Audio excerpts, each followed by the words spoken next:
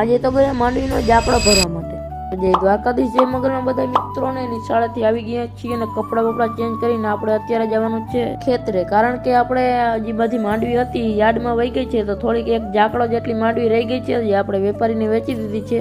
તો એ માંડવી ભરવા આપણે આવી ગયા ખેતરે. અને જો અહીંયા આપણી કંઈક આવી ગુંદરી છે, જોઈ લ્યો કેવી છે, જરાક કોમેન્ટ કરી દેજો.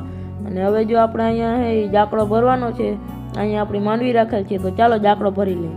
મિત્રો, જાકડો ભરવાની કામગીરી પ્રક્રિયા શરૂ થઈ ગઈ છે ને કંઈક આટલો બધો આપણે જાકડો ભરી લીધો છે ને આટલો બધો ઢગલો છે આપણે માંડવીનો, તો એ બધો ઢગલો આપણે ભરવાનો છે આમાં. પછી આપણે જાકડો ભરતા ભરતા નિહાળ્યો મસ્ત મજાનો નજારો અને જોયો મસ્ત મજાનો સૂર્યાસ્ત. આવો સૂર્યાસ્ત જોવો હોય તો તમારે ગામડામાં અને ખેતરે આવવું પડે.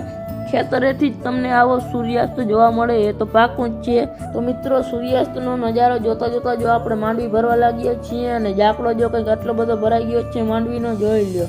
અને આપણા મિત્ર સાગરભાઈએ જો આપણા વિડીયોનું એડિટ કર્યું છે, આવું કંઈક એડિટ કર્યું છે.